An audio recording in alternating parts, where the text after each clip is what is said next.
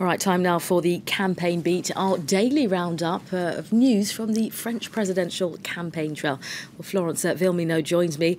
Flo, we're 13 days before round one, and it's really hard to predict who's going to come out first. The polls keep changing. They sure do. So let's take a look at the latest poll that might change tomorrow. We'll have to take a look, but you can see, according to this latest poll, that there's a tie at the top. You have the centrist candidate Emmanuel Macron and Marine Le Pen from the far-right National Front, neck and neck at 24%. They have both fallen back 2 points since the previous poll. What's interesting and what's surprising is who's in third place. And this is Jean-Luc Mélenchon, the far-left candidate from the Unsubmissive France movement. He is on a roll right now. He has seen a 6-point jump since the last poll, so you can see he's in third place. He's ahead of François Fillon here, the conservative candidate, who is now in fourth place at 17%. And meanwhile, you can see Benoît Hamon from the Socialist Party really lagging behind at 9% there, putting him in fifth place.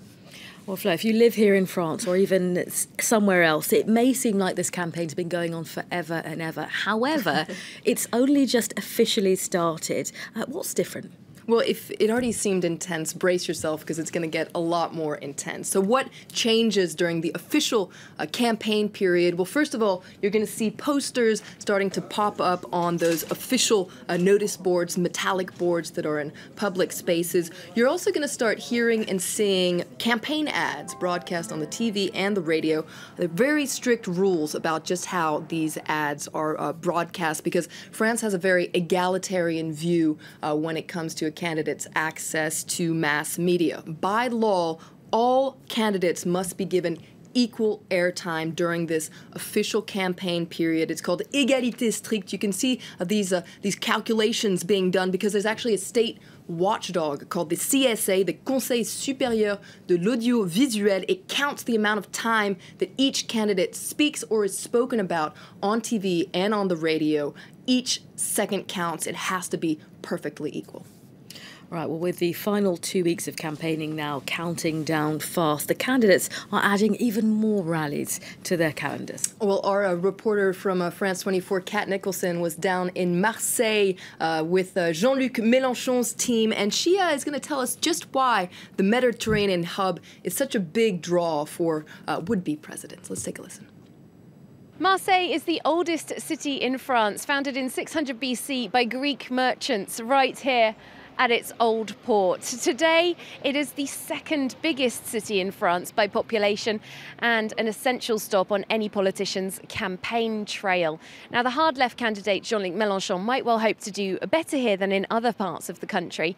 In 2012, he scored 13% of the Marseillaise vote compared to 11% nationally. We asked some locals why they intend to vote for Jean-Luc Mélenchon on April 23rd. For me, it's above all his stance towards NATO. He wants us to leave NATO, and he wants peace. That's important. He's older and wiser nowadays. He's presidential. He seems like a head of state. And that is why I will be voting for him. It's the people that are choosing. It's not the political parties anymore. It's the people. There are always lots of young people, and it's good to see. It's a citizens' revolution. But not with weapons, with words. Well, Jean-Luc Mélenchon's political movement is called Unsubmissive France, but his team are also well aware of undecided France as well, with around a third of French voters still not sure who they're going to be casting their ballots for on April 23rd, plus a large proportion of people here in Marseille who traditionally don't turn out to vote at all. It certainly is all to play for.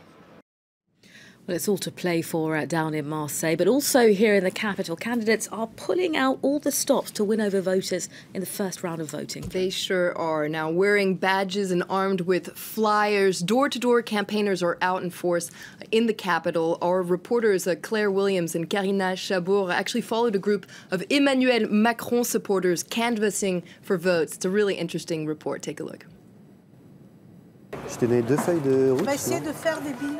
After work, these Emmanuel Macron supporters go door-to-door campaigning in their neighbourhood, Paris's 11th arrondissement. They're part of Macron's En Marche movement, and they call themselves marcheurs.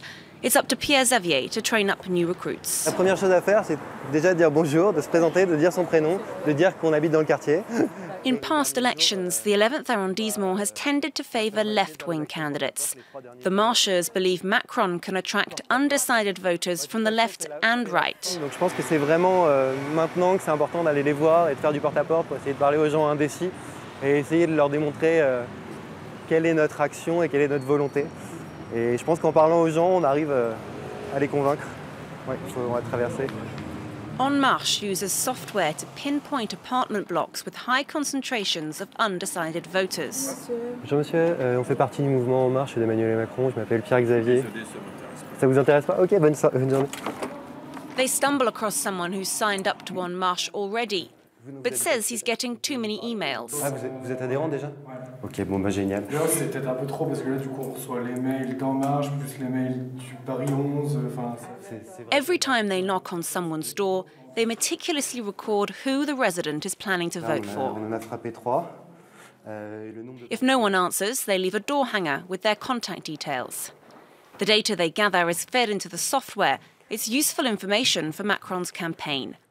And then they find their target, undecided voters. Ok, bah écoutez, moi je sais pas du tout pour qui je vais voter encore. Bah voilà, en fait, on a ciblé des quartiers où il y avait des gens qui étaient indécis, justement, comme vous. Je vais vous dire la vérité, j'avais voté pour Fillon. Je suis pas quelqu'un de gauche, mais j'ai pas envie d'avoir un voyou qui n'a pas les pieds sur terre, donc il ne me reste pas beaucoup de choix. 2 hours later, the marchers head back to their makeshift campaign office, a local bar, to debrief. They'll be seeing each other again soon. En Marche and the 11th arrondissement organises 6 door-to-door campaigns a week.